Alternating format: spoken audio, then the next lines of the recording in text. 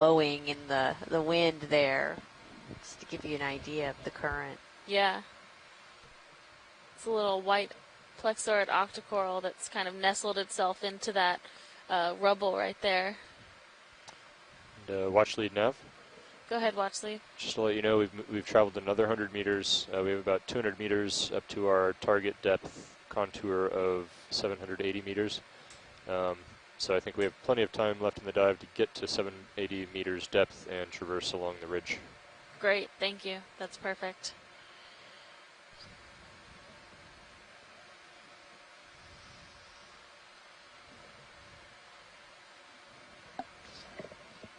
Well, while we're continuing to work our way up, we do have Annie, one of our videographers that's sitting here next to me, that said that she'd be willing to talk a little bit about, you know, what she does and how she got to be in this wonderful career of doing what she's doing. Well, let's get the crinoid up here.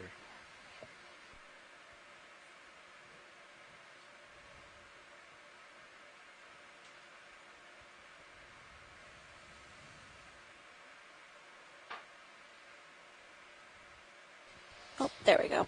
We have another one of those benthic crinoids that we saw a lot of yesterday. And we collected one of these that came up with the slurp sampler, and it came up very well intact with all of its arms attached, which is actually very hard to do with these crinoids. So that new technology that the ROV team developed over the last kind of off season is really being put to good use during these dives. It's coming tight. All right, so go ahead, Annie.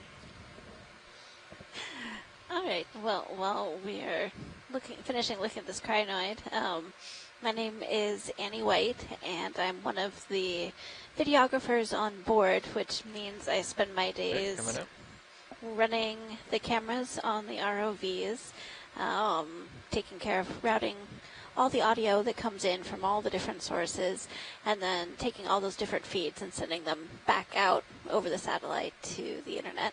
And our video team is also in charge of clipping all of the video that goes into the National Archives, and creating the highlight videos. We create all the stills. So there's a lot of stuff that goes on kind of behind the scenes that a lot of people don't realize. But I think, for me, the most exciting part is getting to tell the story of what's going on out here. And feel free to interrupt me at any point. yeah, Annie. Oh, yeah, there's another one of those yellow crinoids that we saw. Yeah. Looks like it's clinging on to a stylastrid there. Yep, for dear life. Yeah. And the cup coral, there's a good example of those cup corals that Amy was talking about earlier. Yeah. The pink coral on top of that dead skeleton, where you've used not necessarily this species, but similar species for some of your paleo work. Yes, that's correct. Yeah, they are good recorders and have been used a lot for these kind of currents and deep sea conditions. So what makes them suitable for those types of analysis? They're relatively slow growing, and they do form a hard skeleton so that we can go back and basically you take that skeletal material and you dissolve it and then measure the chemistry of it. Cool. That's great. Yeah. And I think this one could potentially be Thecopsamia, which is just a type of cup coral, a genus that we've seen. We see them both in a pink morphocolor and a yellow color as well. Amphipods. Oh, yeah. I believe those are amphipods. Oh, amphipods, sorry. But, yeah. Oh, yeah. On that hydroid, they are just all over it. Get down at you. Copy.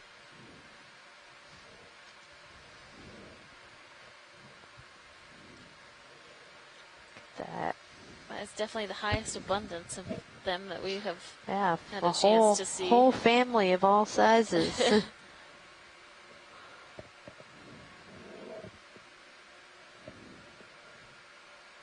They're holding on for dear life, too. Yes, they are.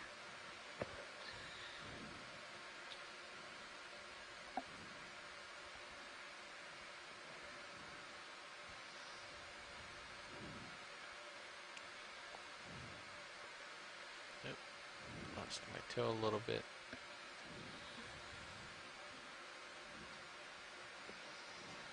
Looking straight down.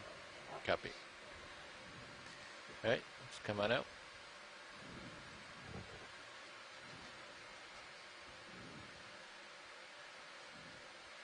Right, just above the center of the screen, or where we were looking, there's a kind of a puffy looking, I believe that's a coral, if we could take a zoom on that.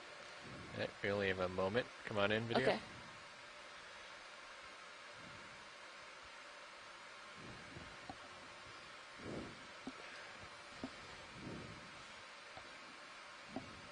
Yeah, so this looks like a chrysogorgid octocoral, which we saw a couple of yesterday.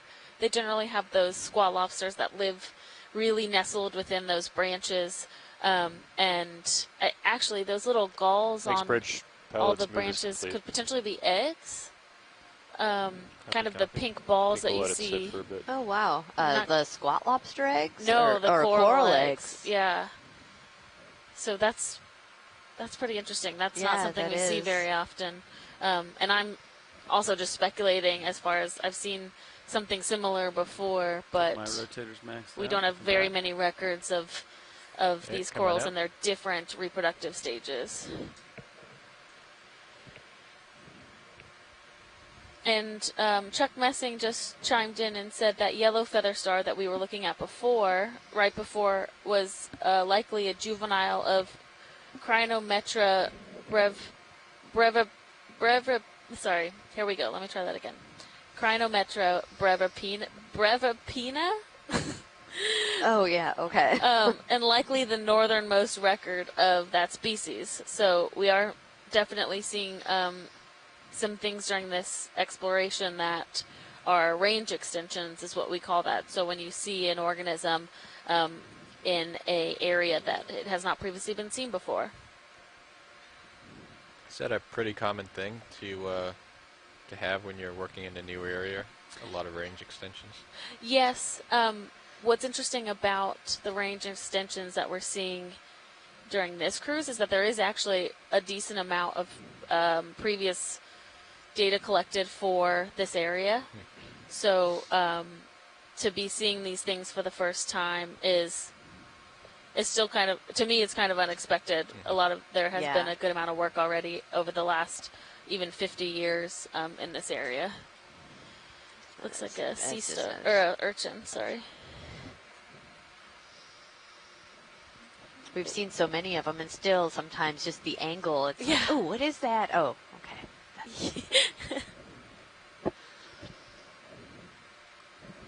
Tail cam doesn't like it. Oh. And it is interesting, there's a kind of going on Josh's question earlier about the range extensions.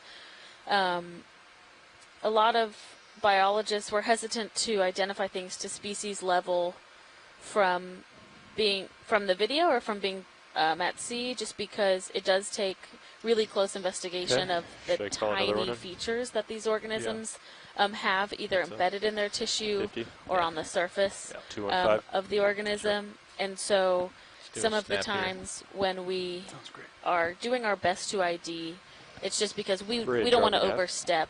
So I don't want to call something to species level if I'm not that's 50 positive. meters. Right, yeah, 215, absolutely. speed decimal 2. Let's snap here, Bob. But there is a lot of... Copy. So it's that white one there. Is that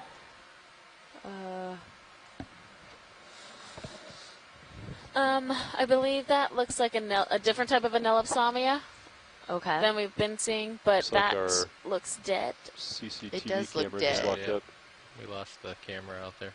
Yeah, so the coral is still white, so likely not dead for a super long time, but there doesn't seem to be any live tissue on there. That was just the one camera. Hey, coming out.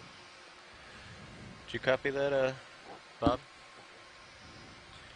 The camera on monitor 13, so that would be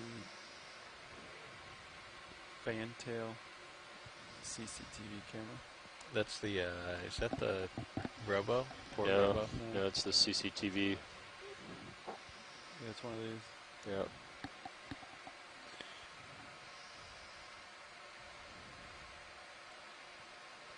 I think the current's getting a bit stronger up here. Yeah. My C bias is down to like 15. Really? Yeah, it's getting pushed down.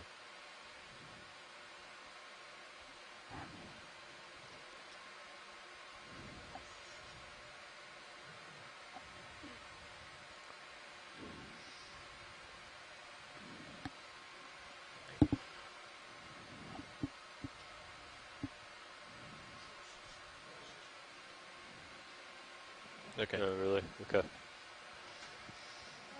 least we still have the winch storage drum cam, so that's arguably more important anyway.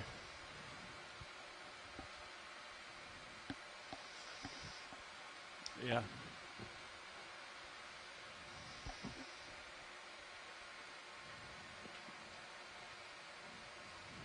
Looks like we have a white Plexarid octocoral in the front, or right in the center of the screen, which looks similar to what we collected yesterday.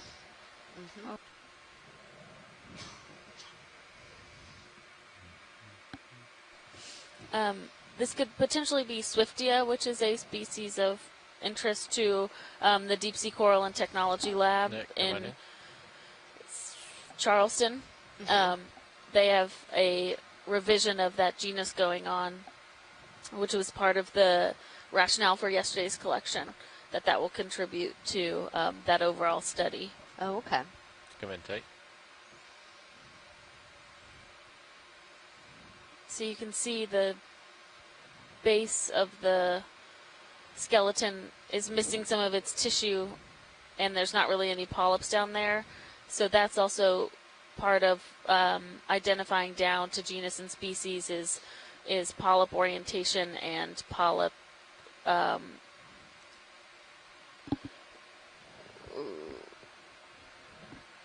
frequency. So how frequent the polyps are occurring along the stalks. And there's many species where there's not polyps along the base, and then there are other species where you do have polyps along the base. So all of those things are characteristics that go into defining the taxonomy. Yeah, what's right behind the little... Yeah, they're behind it. There's this little thing on a stalk that's kind of blowing around. That's a solitary hydroid. Oh, okay. So those that are down kind of loosely blowing, are those hydroids, and then that's a solitary one back there? So or? I believe from Chuck Messing's guidance earlier that those are the agglutinating foraminifera. Oh, right. Okay. And those are everywhere. They are, yeah. Come on out.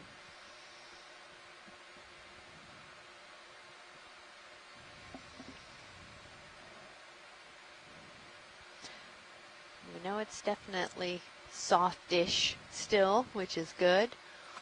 Pushing ahead. Copy.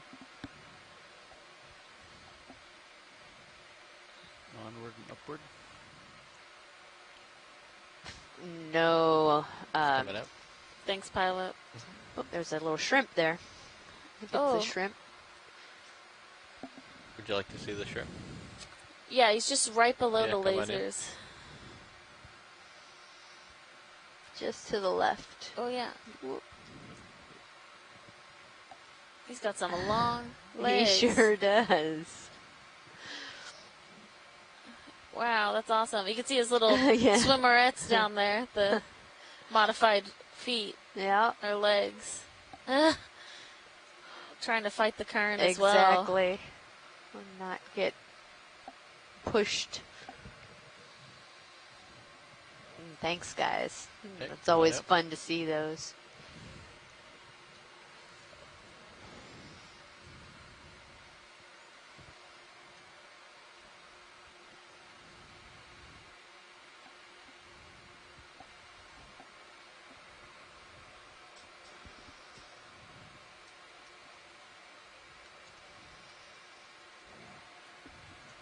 Yeah, having those lasers is just so important in getting a sense of the size of everything.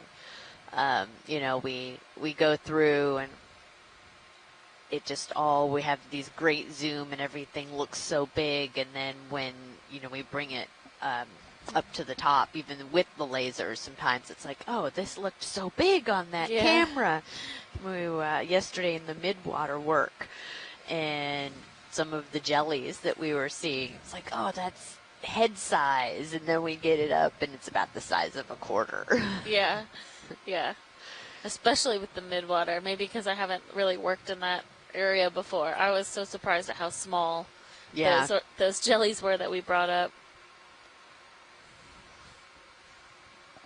I named him Squishy. You did. Medusa. Oh yeah, the Medusa. We did have, we were able to suction sample 3 organisms from the midwater yesterday during that dive. The end of yesterday's dive was a couple hours in the midwater. That move's probably about complete. Copy. Close to it. And we had one that was still very active when it came to the surface, and we got some really interesting video of this jellyfish swimming around that will help, I think, a lot when they have it back at the Smithsonian for identification. Yeah. With a lot of these organisms, at least with benthic organisms, we're able to target them a bit more easily because they're not really moving too much. But with midwater, a lot of what they have relied on in the past is trawls, which nets, yeah. Monitor is that 13? And if you're, moving a net quickly through the water and the organism is made out of gelatinous material, it's not going to turn out too well when you bring it to the surface. Yeah, so that was the first time with the D2, testing that system out, and, overall a really great success in the first run. We have a few more midwater dives scheduled throughout this expedition. Yeah, it's like, I need like 80% to move against this right now. Yeah, that's how it was yesterday too.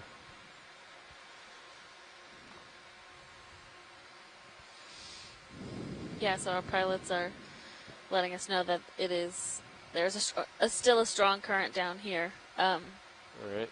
That they are continuing to work against with the ROV. They're doing a great job, but we are putting them under some difficult conditions to do exploration in the areas that we're really trying to get to. Get to the ridge and then ride the ridge over. Do a quick zoom here. Bridge, ROV nav. Let's do a quick zoom here, Bob. Ooh, we got fish over here. Never mind. Yeah, we'd like to request a ship move if that last one is complete. So what do we have We'd like to here? do 50 meters. That's 50 meters, bearing 215, speed decimal 2 knots. This like frogfish or these anglerfish that sit on the bottom. Wow, he's super fun. Or she. Sorry. That's a good copy. They are super fun. Come out a little bit. I'm just gonna get closer to it and set up. Its eyes are moving. It's interesting. It seems like it can move them independently. It does. It doesn't look terribly impressed with us. Which I guess maybe that's just the way that they look, right? Yeah. That's super fun. Oh, yeah, look, it's kind of lifting up enough that you can see its little bottom fins that look like little feet. Mm-hmm. Oh, yeah. It's like, why are you shining this bright light on me? Those white spots on it are interesting. Yeah, they are. Wow. Oh, there's another. Oh, wait, that's right just there. the side. Never Is that mind. Max? Oh, my gosh. You can see his little teeth in there. Yeah, go all the way. Yeah, so right on the nose of the fish, there's that little angler. Oh, yeah. yeah. The little. Black, yeah. Yep. Which I don't quite know how these ones use their lure, but I do know that they are within the anglerfish. Oh, Oh, wow. Come out just a little bit. Love the kind of whiskery Yeah. stuff there. looks like he has a beard. Looks like they has a beard. Yeah, look at those little. Oh, here we go. Oh, yep. It's like I'm not quite sure about this. Oh, so amazing. Start to look down at you. I think I'm on the move of a. I don't know if I've ever actually Big seen them, move. and maybe they don't actually swim. I've never really seen them We are on actually the up in move. the water column swimming. Copy. We're on the move. So Annie's motioning to me with a jumping kind of gesture, and that they kind of launch themselves with those fins underneath them to really kind of get going, and I think they just kind of hop. And then they use their tail to swim through the water. This one looks like it's thinking about it. Yeah, he does. I just love that fringy stuff around the edge. And does that help them, I guess, maybe catch food? Or I wonder what the purpose of that is. I'm not sure. I think it is for some sensory purpose. Yeah. Gosh, not a lot of time. Yeah. Let's come on out, Bob. All right, Let well, this guy be, yeah, or girl. Individual. yeah. We'll Fish. let them We'll let just, this you fish know, be. Settle back down. settle Yeah. back down. Go upon its day.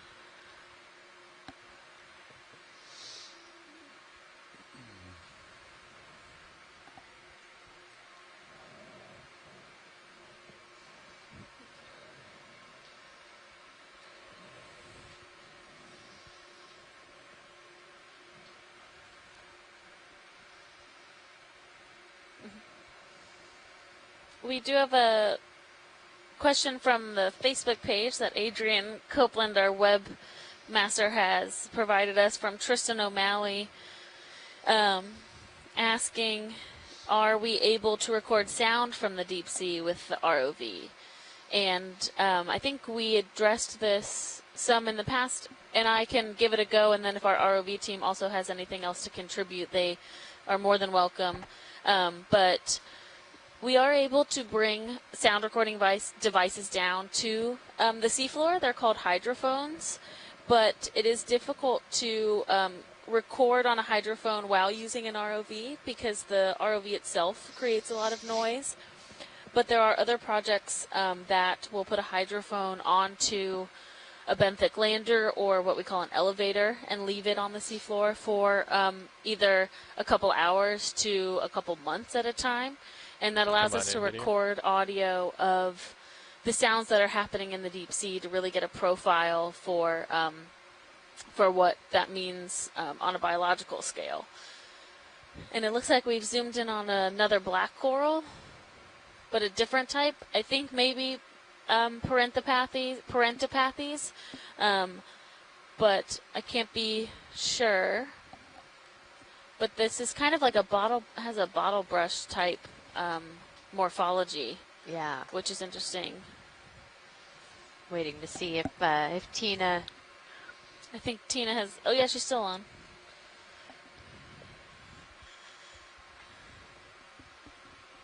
We still have like 20 meters left in the move. Hey, come on out. Thanks, guys. You're welcome. And if you have anything to add about the sound, recording sound with the vehicle, feel free. I think you did an excellent job covering it. Thanks. Like you said, the ROVs produce quite a bit of noise. It's interesting from a pilot standpoint because you get more feedback on how hard the thrusters are working and if like your acoustic nav is functioning correctly, and Oh you yeah. can hear if your hydraulic motor is running. So having a hydrophone from a pilot standpoint is beneficial. Yeah, you should go ahead and push ahead, Josh. Yeah, pushing ahead. Oh, there's another big coral right up yeah. in front of us there.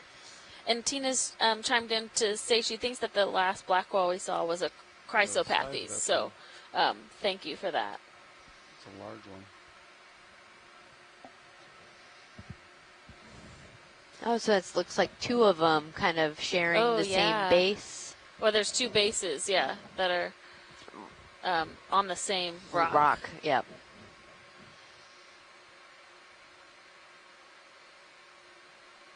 The base stalk there, that looks pretty wide, don't they both? Yeah.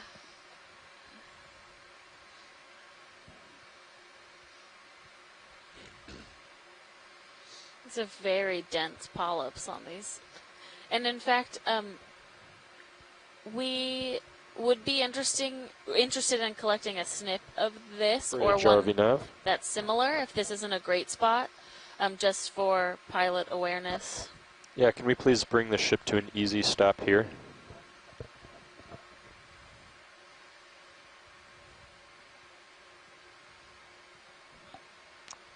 Copy that. Thank you, Bridge.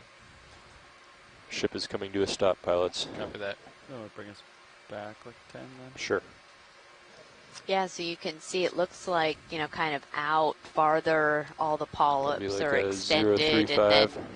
and then kind of bring it back below there in the middle, the 10 polyps meters, are 15 retracted. Yeah, yeah.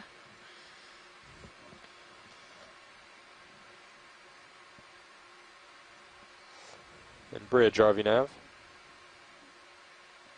And so because we've seen Yeah, a we'd like to couple actually of put in a these move. or similar types of bamboos Reverse of our other today, moves. This is going to be 15 meters. That's 15 meters. Take a small bearing sample of this coral so that we can speed decimal fully 2. identify it with our shore-based scientists. Yep.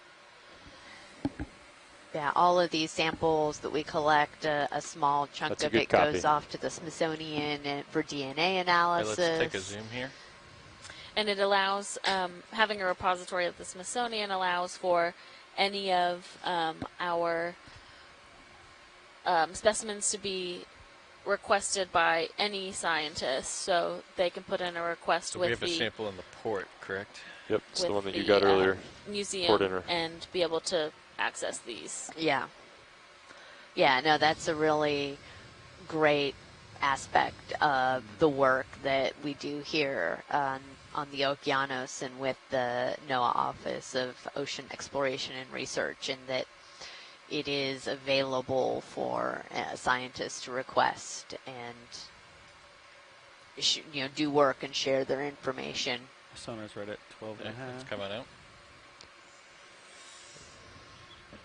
Yeah, the density of those polyps is crazy on that one. Yeah, and while I'll keep an eye on it over here as well. Are getting set up, once we full wide?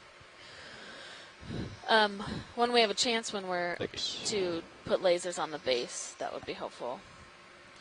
Yeah, good copy. Did we lose a light, or did I block a light? It's so close to you. Yeah, I think it's... I can fix that. Huh. Oh, maybe the craft. I haven't really moved it. No? You're outside of where Sirius can see you. But I got you All right, we'll try to get lasers after we get the sample. Great, thank you. I'm going to bring an upper and around. Yeah, it's really dark here. And watch lead nav. Go ahead, Nav. Just want to let you know we have traveled another 100 meters. We are 100 meters from our 780 meter depth contour line. Thank you.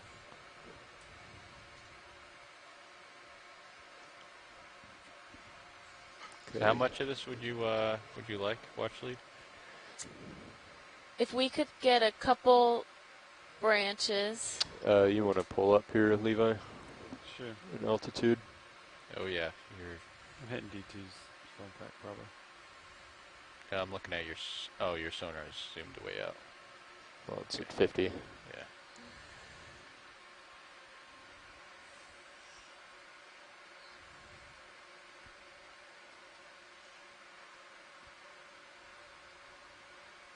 Ship is on the move backward from our previous track.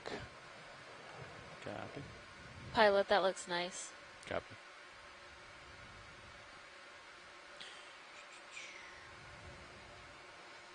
That looks better there. Do you want port or starboard, Josh? Let's do starboard so that we don't let anything out. Copy.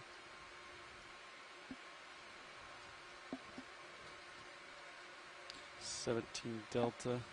I think as the ship goes back, we might have to haul in a little bit. How's that, Watchley? That looks great. Okay. Tilt. Yeah.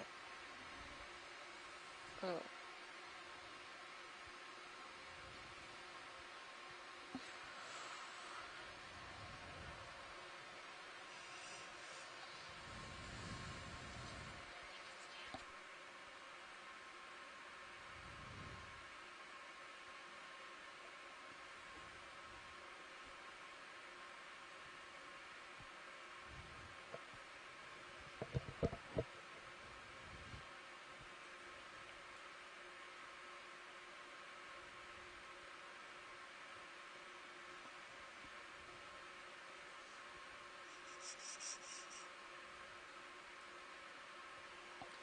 Package secure.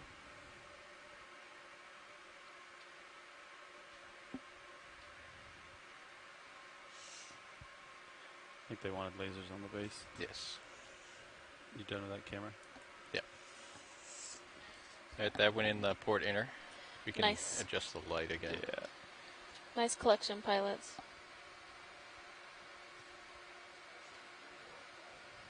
Starboard, yep. So the ship has just about completed its 15-meter move in reverse of our previous track. Copy.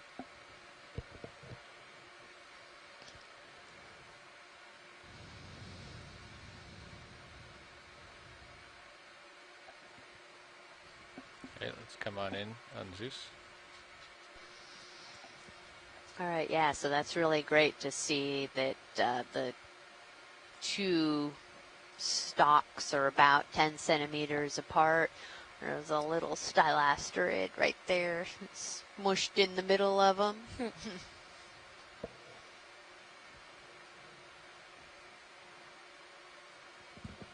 Alright. Okay. I Nice need job, pilots. Thank you. to push ahead. You're welcome.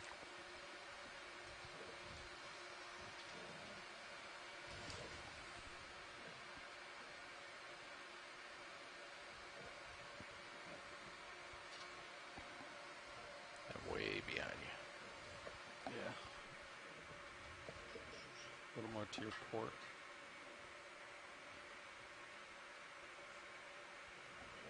Yeah. Starting to see light pool. That's, you know what that was? That was you drifting out and me losing Sirius's light when it got dark. Yeah, it could be. Yeah, shows you how much it adds. Yeah.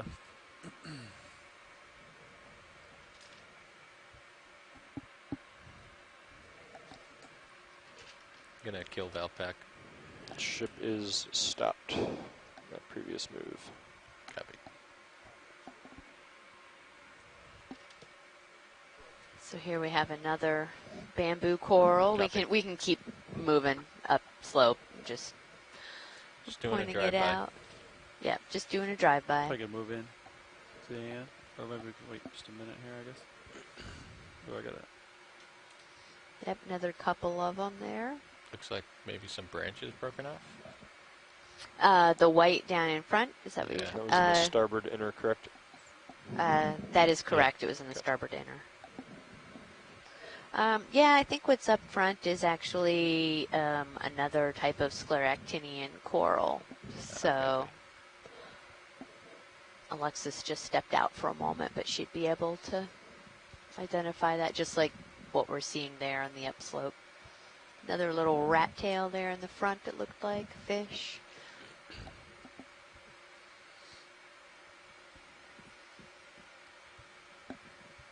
snap zoom here? Sure, that would be great. Thank you, Pilot. All right, so I think, if I remember correctly from yesterday, this is probably a madrepora. They can be white or pinkish. So this is another type of hard coral. We call them scleractinian coral. This is the first of these that we've seen at this site. So that's a good sign. Usually these do tend to be, so we're now at 787 depth, and they tend to be a little more shallow than we had been. So it's not a big surprise that we're seeing one here. Just snap tight, and then we'll move on. That would be great. Thank you. Just a little snap zoom there. Get a good view of this, so you can see those, fleshy polyps that are sticking out. All right, let's come on out. Great. Thank you so much. You're welcome.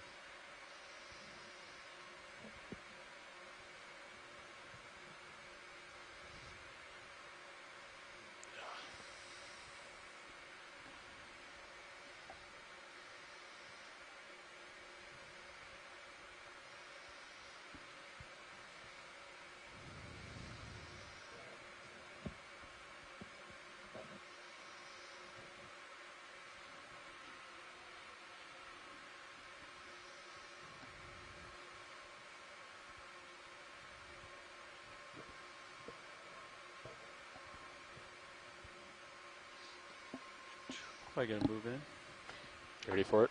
Yeah. Sure. Yeah, and just surprised we're still seeing a lot of coral See. rubble, but not a whole lot of live coral yet. The occasional bamboo, which they really like to be on kind of the steeper parts and the really What do we do, hard bottom. So we're about, Sirius is 70 meters, so yeah, well, if you guys are comfortable with a 50, that might put us right where we want to be. Sure. Yeah, let's do it.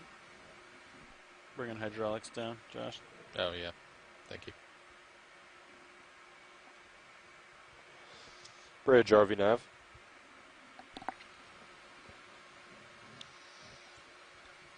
We'd like another move, please. We'd like 50 meters. That's... Yeah, we'd like 50 meters. That's 50 meters, bearing 215, speed decimal 2 knots.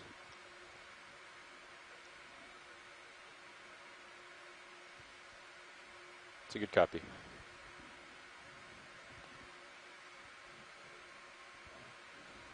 Can you put that starboard row cam back up?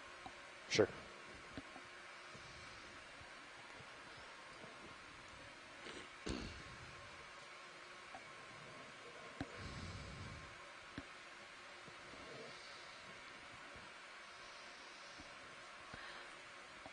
But yeah, if you think about the currents that we have down here, and we're seeing those big bamboo corals, they've only been on some of the larger rocks that are here.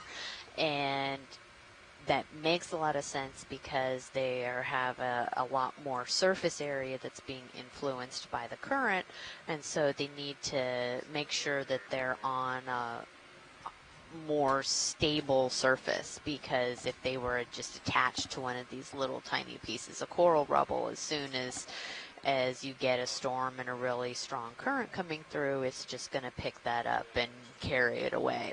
So because they've been there for hundreds of years, you know that is a piece that's really part of the kind of basement rock underneath all of this other rubble and sand and whatnot that's accumulated.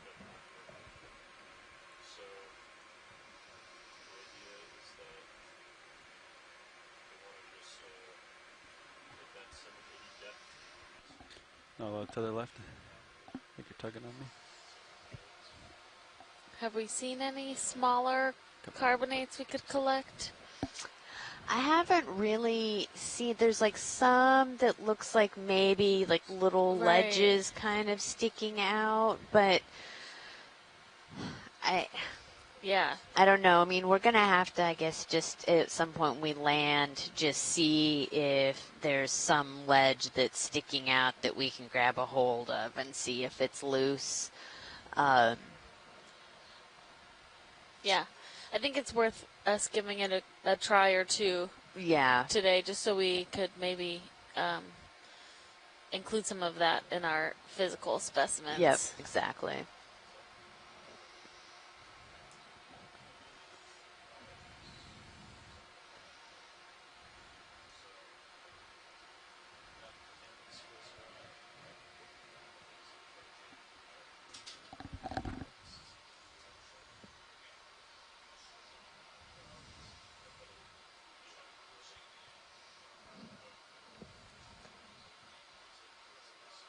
I don't know, Pilot, if this is a place that you could set down and maybe poke at some of these, there is a little rock that looks like it's kind of sitting there right in the center front.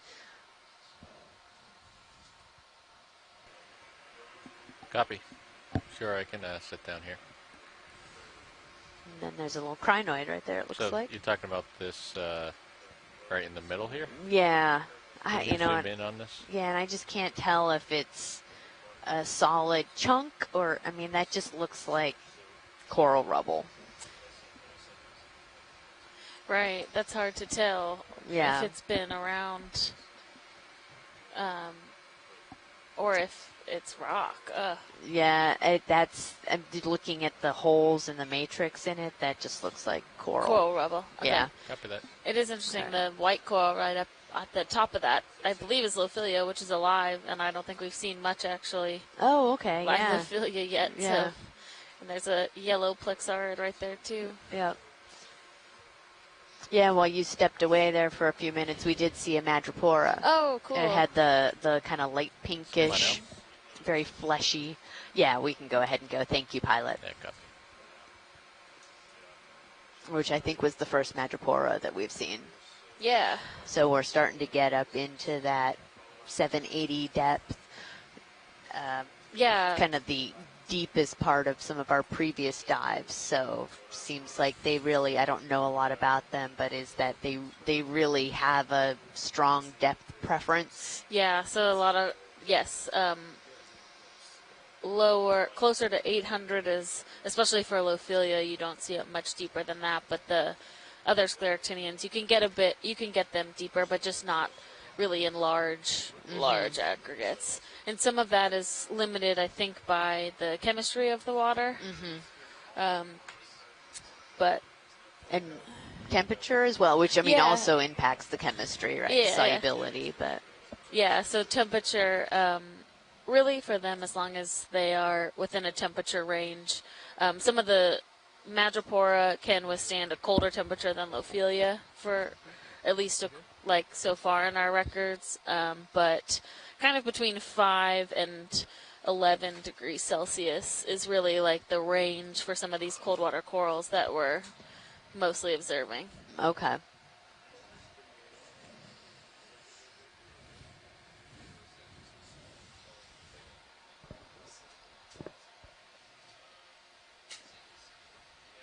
Yeah, and our CTD on the ROV looks like it's saying about 7.2 right now, degrees C.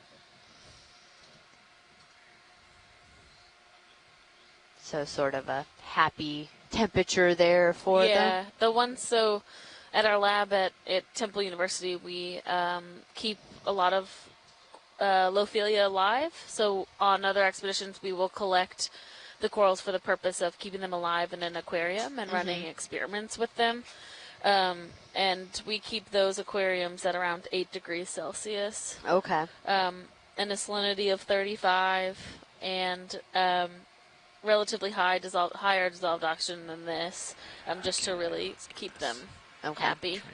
They don't seem to have any response to pressure, so when you bring them to the surface, there's, even though you're coming from a very high pressure at the bottom of the ocean, they don't. They seem perfectly fine at 1 atmosphere as well. So Yeah. we'll keep them alive sometimes for over a year. Oh, wow. Yeah.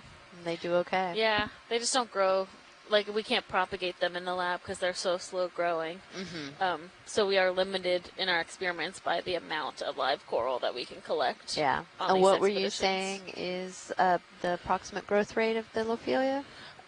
Max of a centimeter or two a year. A year, yeah. Which still, to me, seems like that's pretty fast. I mean, those are the fast-growing coral tend to grow at those rates.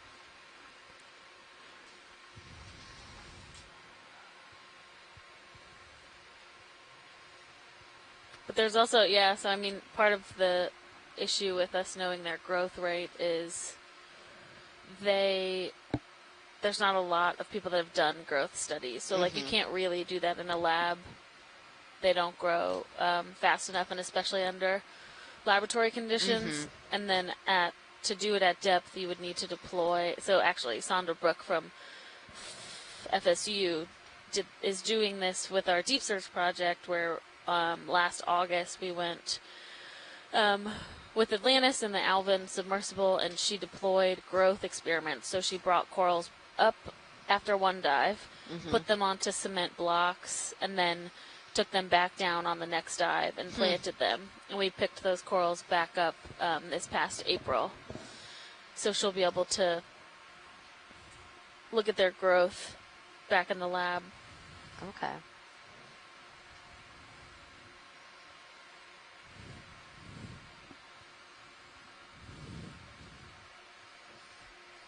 Well, and also the kind of tropical corals, they grow just up and out in the big mounding, and so they kind of are accumulating their skeletal material, and we talk about that with the extension rate.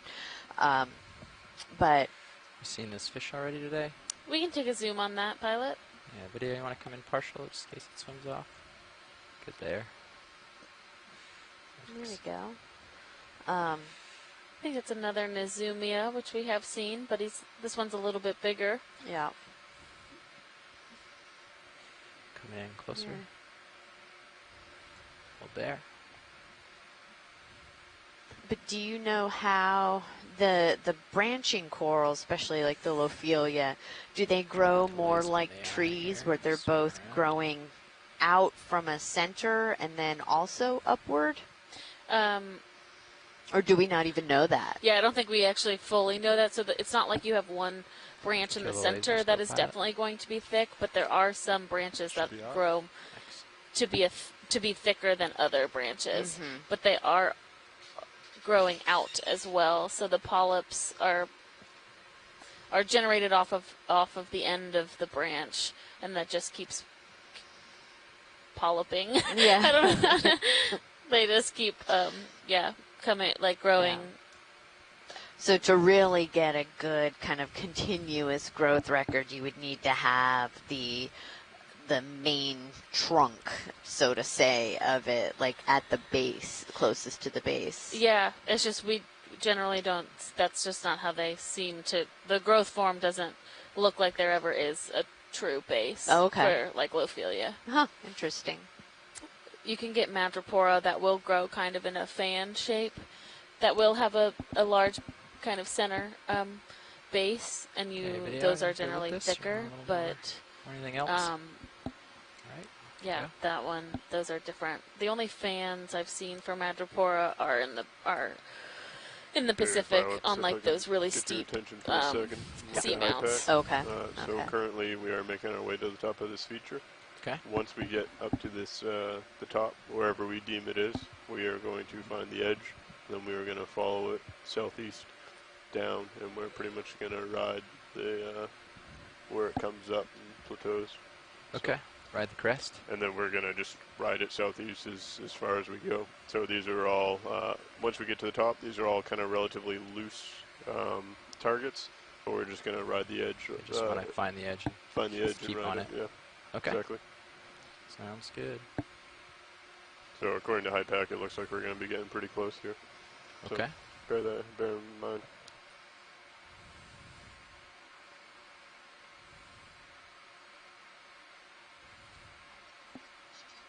Yeah, go ahead.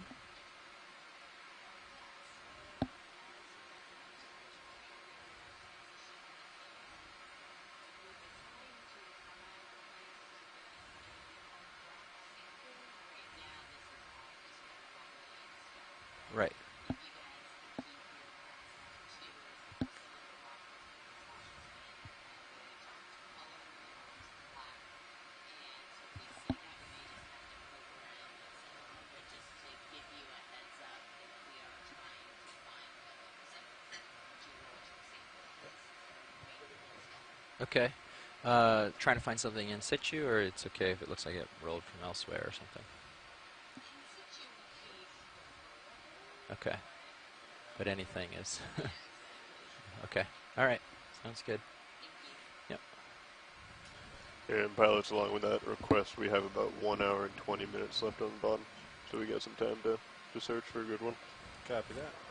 Thanks, Lars.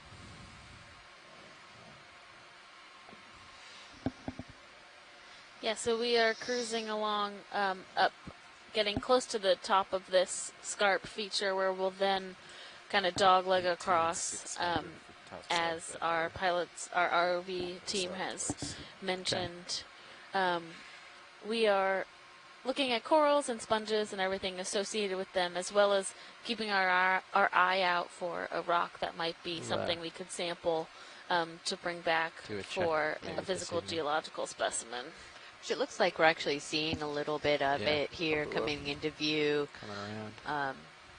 You know, it's just so hard to tell still if there's any pieces that are loose enough and small enough to be stationary, able but I to have not grab. had confirmation. It looks like we're stationary. Okay. Might need a little bump closer so I can reach some of these. Copy. So yeah, there's a couple outcrops. You want me to nudge a couple and see if they're loose? Yeah, that would be great. Okay. See what we can do here. You might need another move to... Maybe you can land on one. That's what I'm going for. That right toe, I'm going to give it a little there bump. you go. No reason to get the arm out just to find out it's not loose. That one's solid. Yeah. 10,000 pounds of enforcement. If it doesn't move, I'm not getting it with the arm. Yeah. All right, a couple of these they're right there. I'll try to reach them, but we're running low on tether, so Cirrus is going to play a little catch-up. I can put it in a 20-meter move, do you think? Looks like Yeah, we maybe do have 15. some corals growing on these too. So Bridge is already enough. chrysogorgid octocoral, that I'd puffy like to put it in a one. move Yeah, if you're ready. those are so pretty. They really are. Their skeletons It are like will an be iridescent color too. 1.5 Oh, really? meters, Yeah, it's really nice bearing when you 215 have them degrees. on Speed board. decimal 2 knots, please. Oh, we're definitely seeing a little bit more of the rocky outcrop. And Good Yeah. copy, thank you. I'm just going to sidle this way, see if there's a couple pieces over here.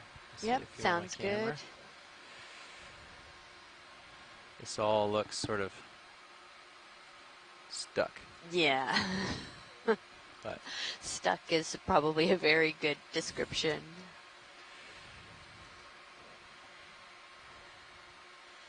Yeah, there's a little more here though. Just interesting to look at, even Yeah. if we can't sample it. Exactly. this lighter color stuff is probably all would crumble if we tried to grab it. Yeah, I think we can zoom in on it with the video, but I think it's just coral. Yeah, okay. Hold on, I'm just going to tilt down real quick and see. There's a couple of pieces. Maybe. Those aren't really rocks. I think the shadows are Yeah. playing tricks on my eyes. Dang shadows. Alright. You said you wanted to zoom on some of this over here, where the lasers are now? No, you don't have to. That's fine. Oh, okay.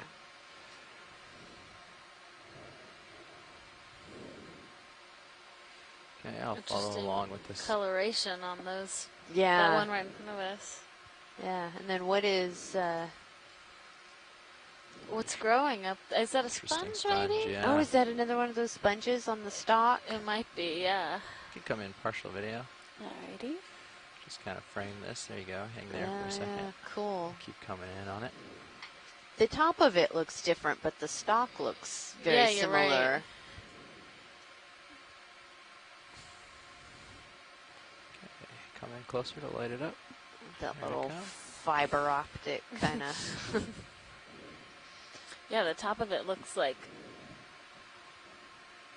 more squishy, if that's a technical term. It looks like a brain. Did you clear the lasers? We'll call this the Okay. brain Can you put a sponge. laser Thank you. But it's still really cool how that's able to be. It That is. stalk is formed like that. Yeah.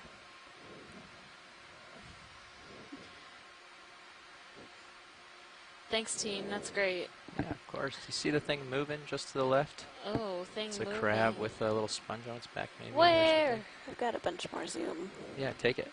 It's just top left now. Oh my Oh my goodness! gosh. Like a little hermit crab or something. Is So I- that a little decorator crab kind of Yeah. thing, or no? what do Probably they not. call the? I think it's. Looks like ice. He definitely has a sponge on his back. Yeah. A hamalid crab? Is that? That is a great eye. Seriously, who spotted that? Because you win today. Yeah. You're number one. But yeah, so this is a crab that has put a sponge on its back, as essentially it could be for protection. It could be for camouflage. And we see this sometimes with anemones as well. So crabs will put an anemone or a piece of coral on their back, essentially as, we don't really know why, but potentially defense or camouflage. But that's awesome. That is.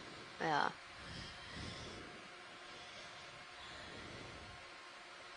And I think the sponge is probably pretty happy about it too, because it gets to move around a bit more than it, than it would Exactly. if it were stationary. Okay, video. Alright. Want to come out? Yep.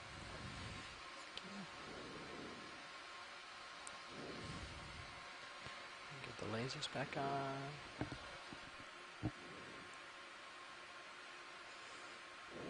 Perfect. Thanks, co-pilot. No problem.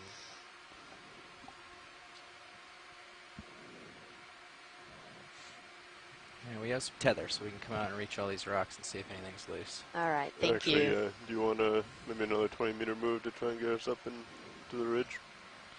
Let's poke a couple of these rocks real quick. Okay. I think they want one, and there's a lot of outcropping here, so let's just see if we can pick one that looks possibly loose and give it a nudge. Watch, Copy let that, me know Bruce, if thank anything you. jumps out at you. If I see one, I'll go All for right. it. Yeah. We'll do. These all look pretty in place. Yeah. We don't need to zoom, but that white coral I think is an anelopsomnia, which we saw some on the other dives as well. Okay. Okay.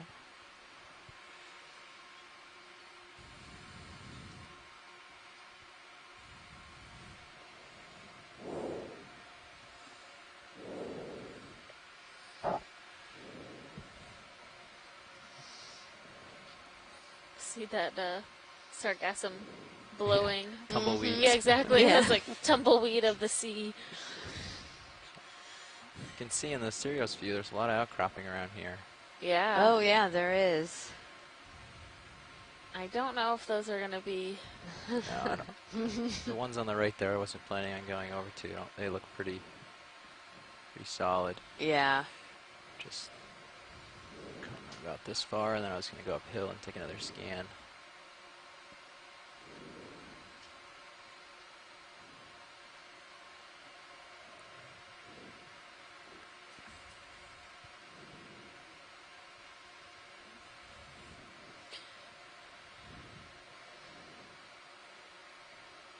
And Nav, it looks like we're approaching the kind of top of this scarp where we'll start moving. Is that correct?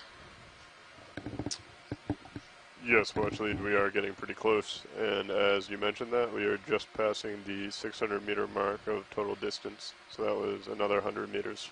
Great, thank you. Ooh, I see something that might be of interest. Let's see if it looks. Let's see if it's as loose as it looks. Although it might not be a rock. Oh, jeez. Oh, well, we'll see what we can. Lasers are on it now. I can't tell what it